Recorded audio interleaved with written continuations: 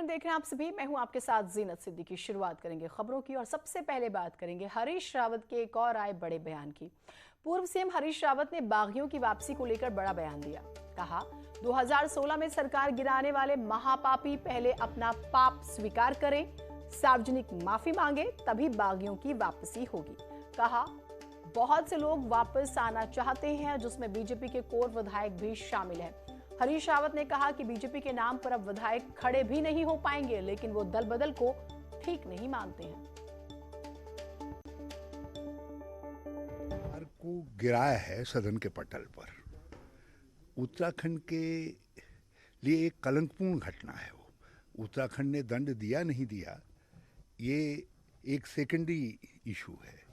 मेरे लिए prime issue है कि ये संसद का, जिसको महापाप कहा था अटल बिहारी वाजपेयी ने, वो महापाप है। ऐसे महापापी यदि कांग्रेस में आना चाह रहे हैं तो पहले अपने पाप को, के जो कोर सेक्टर के विधायक हैं वो भी आना चाहते हैं। वो तो मैं जो है, मैं दल बदल के पक्ष में नहीं हूँ। इन्होंने 5 साल में उत्तराखंड की दशा खराब कर दी। भाजपा के विधायक भाजपा के नाम पर खड़े नहीं हो पाएंगे। अब हरीश रावत के दावे पर बीजेपी ने कहा है कि हरीश रावत के दावे में कोई दम नहीं है। हरीश रावत ने कहा है कि बीजेपी के कोई विधायक भी कांग्रेस में आना चाहते हैं। कई विधायक, दरअसल उन्होंने कहा, गणेश जोशी, बिशन सिंह चुफाल और यतीश परन ने दावा किया कि बीजेपी का एक भी विधायक पार्टी नहीं छोड़ेगा।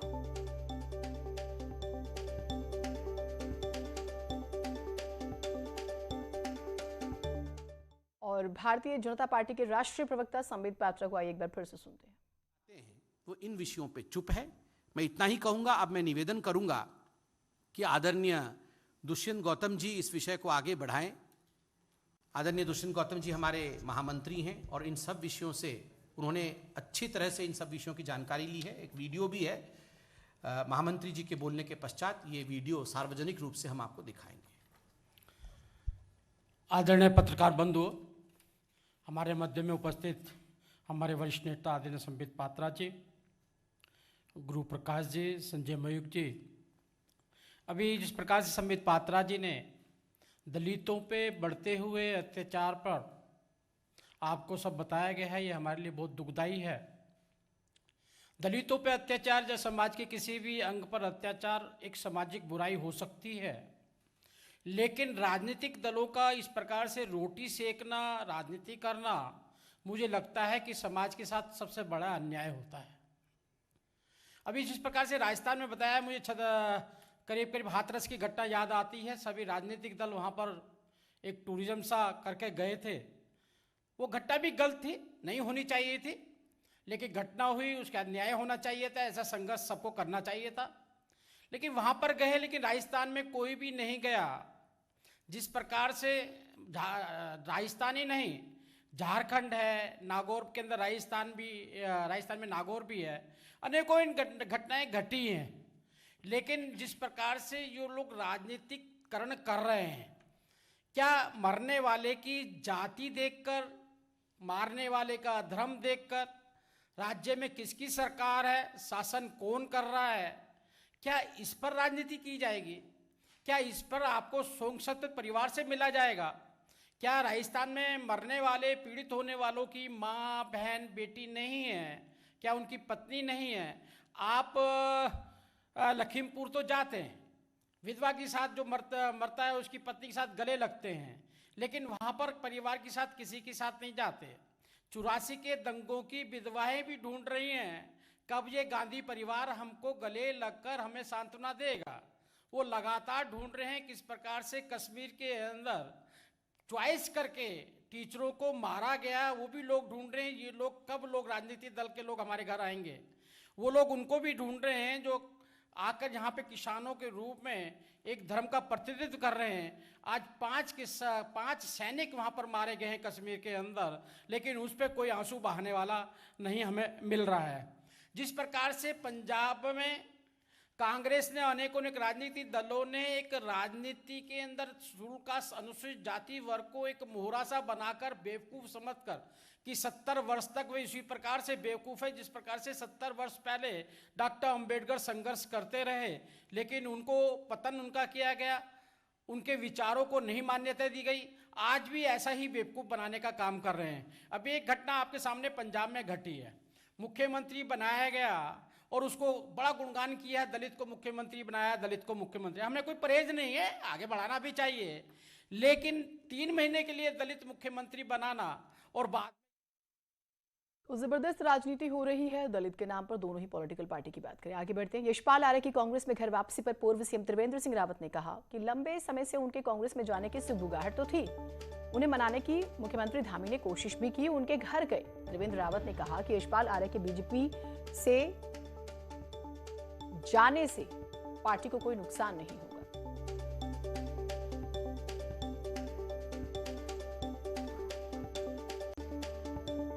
यशपाल आर्य जी का जाना काफ़ी दिनों से एक सुगबुगाहट थी और माननीय मुख्यमंत्री जी भी उनके आवास पर कुछ दिन पहले गए थे, तो ये सुनिश्चित था कि यशपाल आर्य जी सपरिवार जा रहे हैं, अपने घर वापसी कर रहे हैं। कोई भारतीय जनता पार्टी को इससे बहुत बड़ा नुकसान होने वाला है, ऐसा मैं नहीं मानता। उधर नेता प्रतिपक्ष प्रीतम सिंह का कहना है कि सरिता आर्य कहीं नहीं जाने वाली। उन्होंने कहा कि परिवार में व्यक्ति कभी भी नाराज हो जाता है, कभी कभी। वो महिला कांग्रेस की प्रदेश अध्यक्ष हैं, पूर्व विधायक रही हैं। हम लोग चाहते हैं सब मिलकर बात करें, अगर कोई मनमुटाव है तो उस पर बात हो, कोई समस्या है तो उसका समाधान किया जाएगा।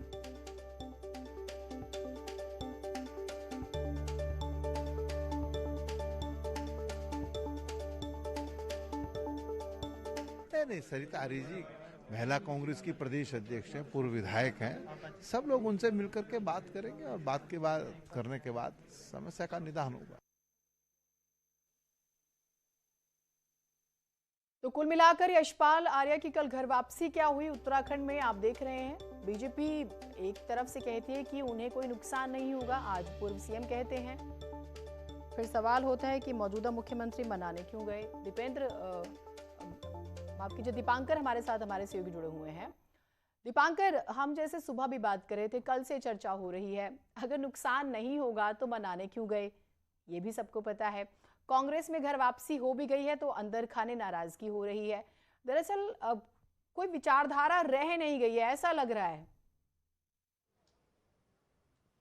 बिल्कुल जीनत, जो राजनीतिक हित होते हैं उसके लिए जाहिर तौर पे सभी नेता आपसी पार्टियां बदलते हैं। कोई कांग्रेस से बीजेपी में, बीजेपी से कांग्रेस में। यही 2017 से पहले यहां पर हुआ, 2017 के दौरान देखने को मिला और अब 2022 से पहले भी ऐसा ही कुछ यहां पर देखने को मिल रहा है। बीजेपी को लॉस हुआ है, ये बात साफ है। वो इसलिए लॉस हुआ है क्योंकि सबसे बड़े दलित नेता फिलहाल यशपाल आर्य हैं और हरीश रावत अगर सबसे बड़े नेता फिलहाल प्रदेश के हैं तो उनका सेकंड सीनियरिटी के हिसाब से, उम्र के लिहाज से देख लीजिए, राजनीतिक अनुभव के लिहाज से देख लीजिए, तो यशपाल आर्य का नंबर आता है। अगर यशपाल आर्य बीजेपी से कांग्रेस में जाते हैं तो इसका जाहिर तौर पर फायदा कांग्रेस को होगा। एक सवाल और फिर आप अपनी बात रखिएगा। अब क्योंकि आपने हरीश रावत का जिक्र किया, हरीश रावत कहते हैं कि बीजेपी के कोर ग्रुप के नेता जो हैं वो भी उनके संपर्क में हैं। अब वो कौन से नाम है, नजर उस पर भी है लोगों की। बिल्कुल जीनत, पहली बात मैं पूरी करूं तो जी। ये लॉस कहीं ना कहीं बीजेपी को हुआ है और बीजेपी इस लॉस से परेशान है, ये बात भी साफ है। अब कांग्रेस को यहां पर एक अपना बेनिफिट जरूर लेना है कि कांग्रेस चाहेगी कि ये श्रेय उनको मिले और कांग्रेस ये दिखाए कि यशपाल आर्य आने से कहीं ना कहीं उनको फायदा हुआ है। दूसरी बात यह कि हरीश रावत के संपर्क में क्या कोई बीजेपी के विधायक हैं और क्या कोर लीडरशिप जो बीजेपी की है, जो बीजेपी के मूल सिद्धांतों से आते हैं, वो क्या कांग्रेस में जा सकते हैं। वैसे सुनील और प्रभात है, बीजेपी कवर करते हैं, उनसे पूछते हैं कि जिस तरह की सुर्खियां है कि कुछ लोग बीजेपी के, हरीश रावत जो दावा कर रहे हैं, आपको लगता है कि बीजेपी के नेता छोड़ेंगे पार्टी? देखिए, लगातार बीजेपी ये लगातार कहती रही है अभी तक कि कांग्रेस पर एक के बाद एक झटके देती रही है, लेकिन इसके बाद जब यशपाल आर्य की घर वापसी हुई और हरीश रावत का ये बयान कि बीजेपी के कोर ग्रुप के जो मेंबर हैं वो भी कांग्रेस के संपर्क में आ सकते हैं या बीजेपी से चुनाव नहीं लड़ना चाहते, तो इसके पीछे एक प्रेशर पॉलिटिक्स भी हम कह सकते हैं। जिस तरह बीजेपी का कहना है कि हरीश रावत सिर्फ एक भ्रम की स्थिति पैदा करना चाहते हैं, लेकिन दूसरी ओर अगर हम देखें कि कांग्रेसी गोत्र के जो बीजेपी कहती रही है, कांग्रेस कहती रही है कि कांग्रेसी गोत्र के जो मंत्री बीजेपी में हैं, अगर हरक सिंह रावत के बयान को हम इस संदर्भ में लें तो ये कहीं ना कहीं ये इशारा कर रहा है कि अभी भी बीजेपी के अंदर कुछ सुगबुगाहट है, कुछ कुछ असमंजस की स्थिति है, कुछ लोग असहजता महसूस कर रहे हैं। जिस तरह से आरक सिंह रावत ने ये बयान दिया कि उनका पूरे प्रदेश में, चाहे वो देहरादून से लेकर उधम सिंह नगर हो या फिर चमोली से लेकर उत्तरकाशी तक हो, तमाम सीटों पर उनका प्रभाव है और बिना किसी संदर्भ के इस तरह का बयान देना, ये कहीं ना कहीं बीजेपी के अंदर जो बहुत कुछ पक रहा है उसकी सुगबुगाहट है और शायद इसी को टारगेट करते हुए हरीश रावत ने ये बात कही कि बीजेपी कोर ग्रुप के जो मेंबर हैं वो भी बीजेपी से चुनाव नहीं लड़ना चाहते हैं। एक बड़ा फर्क ये भी है कि यशपाल आर्य का एक बड़ा कैडर है, बड़ा वोट बैंक है, हरक सिंह एक बड़ा कैडर है, कई सीटों को प्रभावित करते हैं। बीजेपी में चाहे त्रिवेंद्र रावत रहे हो, चाहे तीरथ रावत रहे हो, चाहे पुराने और अब खंडूरी बाहर हो चुके, राजनीति लगभग एक्टिव पॉलिटिक्स छोड़ चुके हैं, तो ये बड़ा अंतर है कि कांग्रेस के पास बड़े लीडर्स हैं जो बड़े क्षेत्र को प्रभावित करते हैं। देखिए दीपांकर, अगर हम देखें 2002, 2007, 2012 और 2017 का अगर हम इलेक्शन देखते हैं तो बीजेपी और कांग्रेस का जो वोट परसेंटेज रहा है 32-33% के आसपास, 1-2% अप डाउन होता रहा है। बाकी जो मूल वोट है वो इंटैक्ट है 32 और 33% के। 2017 का जो इलेक्शन हम देखते हैं तो बीजेपी के वोट परसेंटेज में अचानक से जो उछाल आई 13 से 14% की, वो केवल जो फ्लोटिंग वोट है 13-14% का, कुछ यूकेडी का खा लिया, कुछ बीएसपी का वोट माइनस चला गया तो बीजेपी को शिफ्ट हो गया। अब मेन उसी वोट की लड़ाई है कि 13 से 14% वोट बीजेपी के हिस्से में जाए या कांग्रेस के हिस्से में जाए।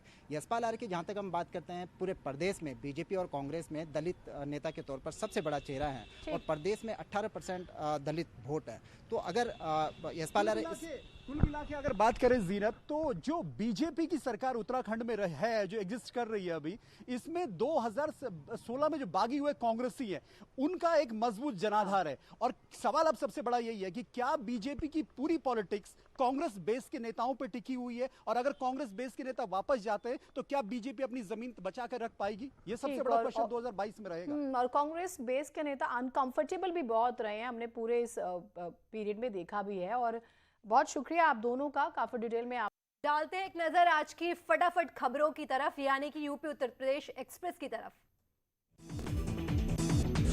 सीएम योगी ने वीडियो कॉन्फ्रेंसिंग के जरिए की कानून व्यवस्था को लेकर बैठक, अधिकारियों को त्योहार और किसान आंदोलन को मद्देनजर सतर्क रहने के निर्देश। यूपी में बिजली संकट पर सीएम योगी गंभीर, सभी जिलों के अधिकारियों के साथ की वीडियो कॉन्फ्रेंसिंग, कहा ओवर और फेक बिलिंग पर एजेंसी के खिलाफ दर्ज होगी एफआईआर। विजय रथ यात्रा से पहले अखिलेश यादव ने लिया मुलायम सिंह का आशीर्वाद, कल कानपुर से होगी यात्रा की शुरुआत। दिल्ली में यूपी चुनाव को लेकर बीजेपी की बैठक, जेपी नड्डा के साथ राधा मोहन सिंह, सुनील बंसल और स्वतंत्र सिंह शामिल।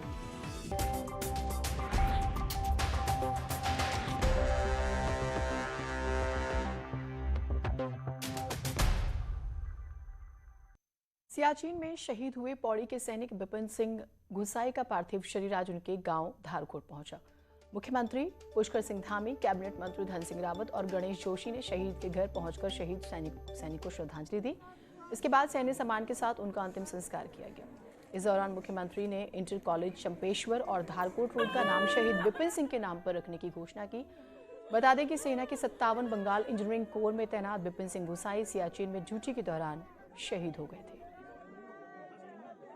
भी जो नौनिहाल हैं, नई पीढ़ी हैं, उनकी भी स्मृति में भी बने रहें, इसलिए जो हमारा यहाँ का इंटर कॉलेज है उस इंटर कॉलेज का नाम अब शहीद विपिन सिंह गुसाई के नाम से होगा। और साथ ही जो इस धारकोट को जोड़ने वाली जो सड़क है इस गांव को, उस गांव का आने वाली सड़क का नाम भी शहीद विपिन सिंह गुसाई के नाम से होगा। गांव का जवान था, अभी 23 साल का था, शहीद हुआ है। उसके दादी भी फौजी रिटायर हैं, उसका बड़ा भाई इंजीनियर कोर्स में है और घर में माता जी हैं और उसकी बहन की भी शादी हो चुकी है। आज जो शहीद हमारे सरकार ने, आर्मी ने उसको सैनिक सम्मान दिया, उसका हम धन्यवाद करते हैं। देहरादून में रानी पोखरी हादसे के बाद भी विकासनगर का प्रशासन सबक नहीं सीख रहा है और डाक पत्थर बैराज पर खुलेआम भारी वाहन गुजर रहे हैं और ये कभी भी किसी भी हादसे का कारण बन सकते हैं। विकासनगर के डाक पत्थर स्थित बैराज पर प्रतिबंध के बाद भी भारी वाहन धड़ल्ले से गुजर रहे हैं, जिससे कभी भी कोई बड़ा हादसा हो सकता है।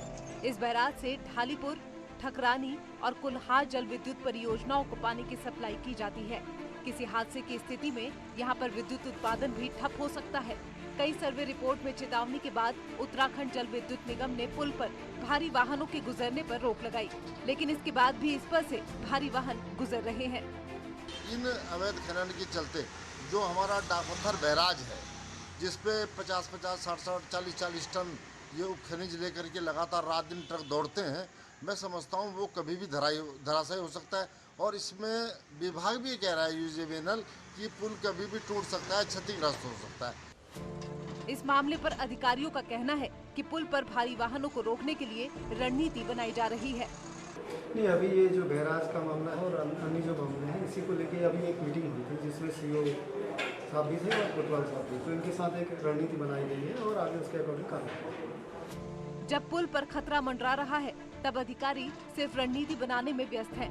अगर इस बीच कोई हादसा हो गया तो जिम्मेदार कौन होगा? मुकेश भट्ट, न्यूज़ 18, विकासनगर। उत्तरकाशी से खबर है, जहां हर्षिल इलाके में पुलिस विभाग 2 दिन का विकास मेला आयोजित करने जा रही है। 17 और 18 अक्टूबर को होने वाले मेले को स्थानीय लोगों के साथ अधिकारियों के बीच तालमेल को लेकर अच्छा कदम बताया जा रहा है। पुलिस के साथ इस मेले में आईटीबीपी के जवान भी शामिल हों। पुलिस को एक निर्देशित किया है कि वहाँ एक मेला, विकास मेला, सीमांत विकास मेला आयोजित किया जाए, जिसमें तमाम तरह के स्पोर्ट्स और सांस्कृतिक कार्यक्रम, ताकि वहाँ के जो विरासत है सांस्कृतिक उसको भी प्रदर्शित किया जाए और लोगों को वहाँ रहने के लिए मोटिवेट किया जाए। इसी आशय से अभी 17-18 तारीख को हर्षिल में कार्यक्रम आयोजित होना प्रस्तावित है। एक छोटा ब्रेक ले रहे हैं, कहीं मत जाइएगा।